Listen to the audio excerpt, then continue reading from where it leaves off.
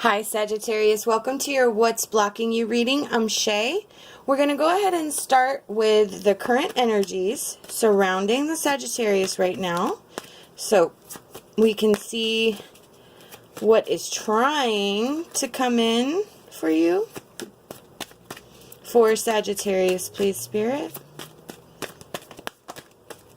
Okay. Very nice. We have the Emperor. So this is telling me that there's structure and establishing a foundation and being authoritative, that the energies are super strong and very powerful. So the next card I'm going to, and I don't know if that's something that you're struggling with, but let's see what else comes out. So the Fool is going to represent the block. Now the Fool, that's actually pretty good. The Fool is new beginnings. It's starting over. It's our free spirit and being spontaneous. So then that actually tells a really good story with the Emperor. So what this is telling me is that there is too much structure and too much schedules, and everything's got to be now I don't want to say every T is crossed and every I is dotted, and that's too much because everybody likes to be thorough, but it seems like there's an excess of it, and the Fool is telling you that you need to be a little bit more free-spirited. You're not being spontaneous. You're not allowing new things to come in because you're keeping such a rigorous schedule and just very structured, and you know, this is the way it's going to be, and clamming up, and no change, no nothing. You're not deviating. So the next card I'm going to pull is the issues from the past that are still affecting the block, that are causing the block, I guess I should say. Okay. So the Ten of Swords, that's being bound, and that's endings and loss and being in crisis. So there must have been something from your past that that happened to you that then caused this Emperor energy to rule your life, to preside over your life. And if you can see, he's on the throne, he's presiding, he's in charge, he's the Emperor, this is the way it is. So the I'm going to clarify the Ten of Swords and see if we can get a little something extra on that. For Sagittarius, please, Spirit.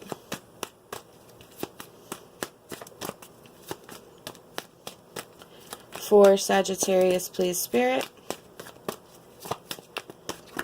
Okay. Okay, so the Wheel of Fortune, that's a turning point. Life cycles. So yeah, that makes sense. So whatever this incident was in the Ten of Swords, it changed your life. It was a turning point for you. It is something that you have not been able to recover from emotionally, but through your life you have put in place boundaries and structure so that you will never be in that place again. So that is the issue that you need to focus on, so that you can remove this block and allow this new beginnings and this energy with the Fool, a little bit more free spirit and a little bit more relaxation and laughter and maybe enjoying life. I'm getting very like, I feel tense like all the time. Like that's what I'm feeling. Like there's tenseness all the time, and you can't relax, and you can't, it's like you're on guard all the time. So the next card I'm going to choose are the actions to remove the block for Sagittarius. Like one small deviation, one small move is like life altering. Alright, so we have the Princess of Wands, which is the Page of Wands, and that is a messenger card. So the message is that there are new ideas, and it's again about free spirit and potential. So that is the Fool card, and it's like telling you that you're going to be okay. You can be inspired. You can have new ideas. You can be a little bit more free, because you need to. That is how you are going to unlock this block, is by actually moving away from this rigid structure and stepping outside of the box. So Spirit is telling you it's time to loosen up a little bit. Time to move about the cabin. It's time to go up, move outside of the box, go do some things, you know, baby steps, but, you know, start small and change your routine to allow for new things to be invited, because you are literally holding yourself in a box and not allowing anything in, and it's just going to be this all the time. It's going to be the same. It's, you know, your schedule, get up, this, that, and the other, go to work, go home, this, you know, and that's it. So there's no chance for spontaneity. There's no chance to meet new people or experience new things. And that's not what we're here for. We're here to have experiences. So Spirit is telling you the actions that you need to take are about loosening up a little and exploring and experimenting. And, you know, you don't have to go crazy and like jump out of a plane right off the gamut, but, you know, go to a different store, you know, something small. Change your everyday just a bit, and you'll realize, and maybe it's scary for you, but maybe you'll realize that just because you do something a little bit different, it's not going to end your life in any way. And it's not going to wreak havoc. It's just going to allow you to better prepare for when things don't go right, because things don't go right. And maybe you're afraid of whatever this 10 of Swords was. Maybe it was so bad that you didn't ever think that anything could be normal again. And you're holding on to this normal, but you've been holding on to this normal for so long that now it's time to kind of kick it up a notch. So the next card I'm going to choose is our Ascended Masters card for Sagittarius, please.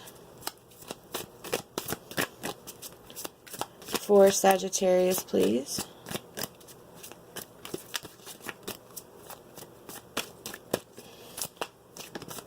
Okay, whoops, okay.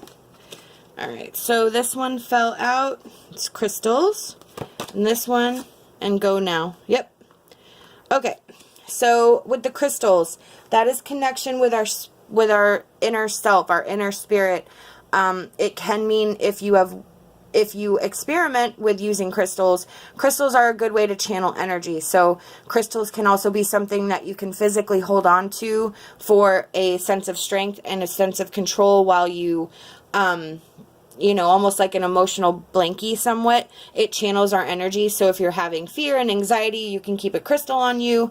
But Spirit's like, you need to go now. So you need to do it. It's time. You cannot keep yourself closed off in this box any longer. The next card I'm going to choose is our advice card for Sagittarius, please, Spirit. Okay. Fairy of the Mystic Forest, you have the power and aptitude to make your dreams come true. All you need now is commitment to make it happen. Yep. So Spirit's telling you that you need to commit to breaking free a little bit, loosening the ties that have bound you up until this point, and really commit to making it happen, because you do have dreams, you do have goals. I know it, but you're afraid to step out of your comfort zone.